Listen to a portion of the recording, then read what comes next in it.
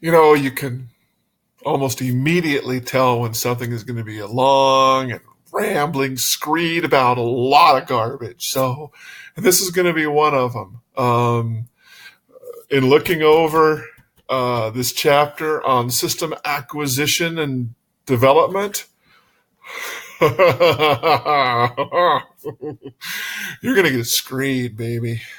Anyway, this is ENMU IS 301. This is called For Organization's Sake, because this is all about doing things for a variety of reasons. Let's go ahead and get started. This is going to be a multi-parter, probably, so get ready for that. In 10-minute snippets, because I'm cheap and I like to do the free stuff, and it's 10 minutes to get this thing going, and it's cool. Let me talk to you a little bit about hucksterism. In here, I call it snake oil salesman and snake oil. These are terms from the past. I've noticed something about I think I am a holdover of old thinking. I basically have a lot of knowledge from centuries ago, going back centuries. And I found that a lot of people in my generation, and probably going forward, don't really know about anything about those things particularly. It's been jettisoned, and I blame the 60s predominantly for this, but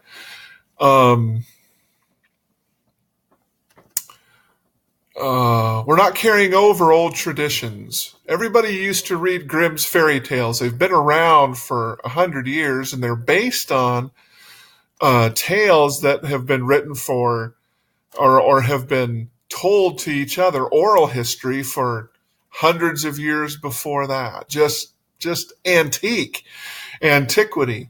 Kind of rough, kind of hard to deal with sometimes, but really kind of gross from the modern sensibility. And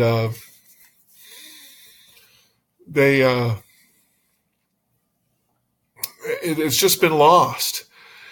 And it's been interesting to take a step back from society, which I do, and from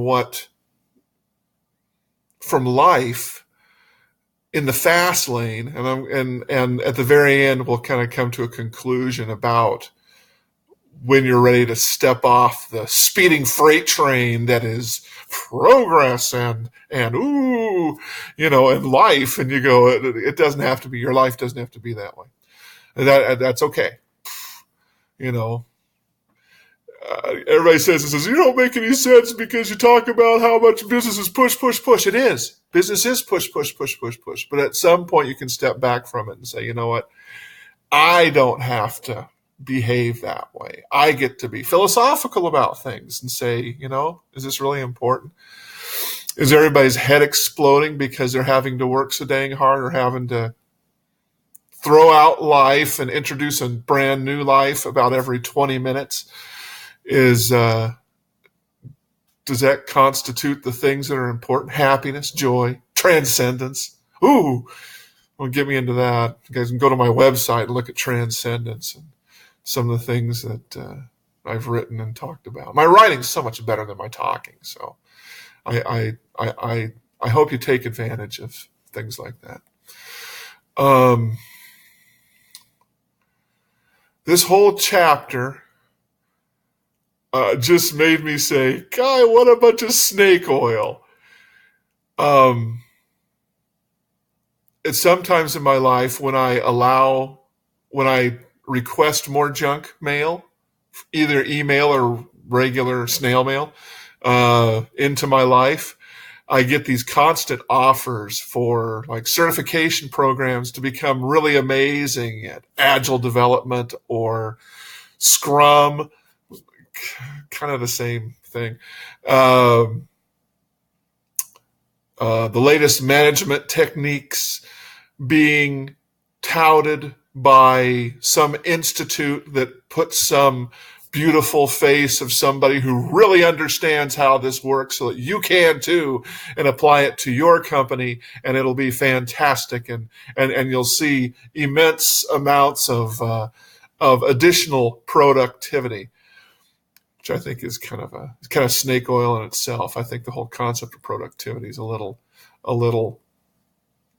you got to be careful with it.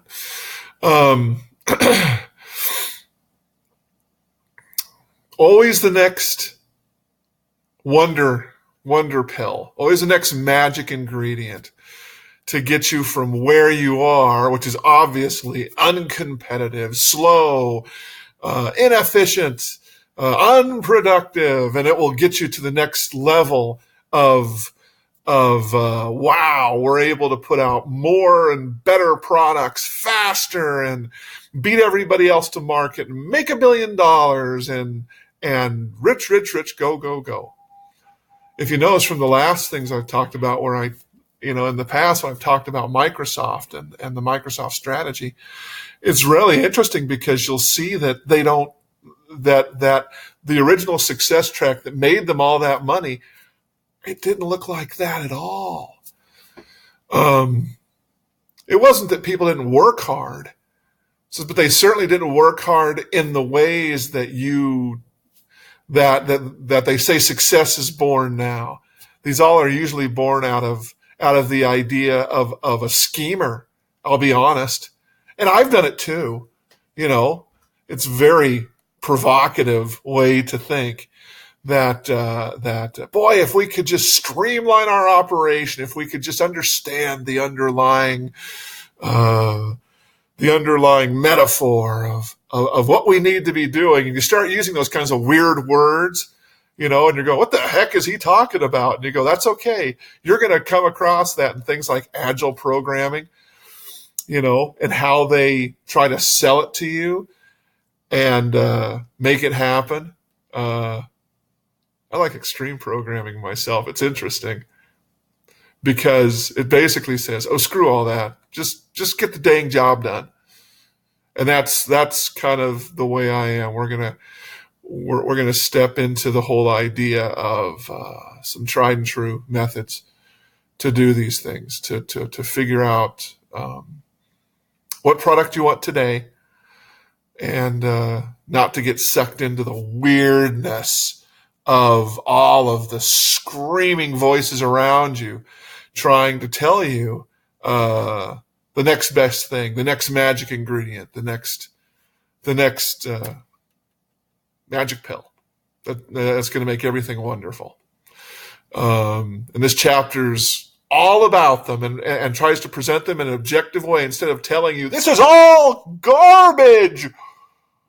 I mean, you can use it and it may help, but it's to some extent it's not terribly humane. It's not natural, and get into more trouble. But we're going to talk about that more here in a few minutes. So hang on. Next part coming up.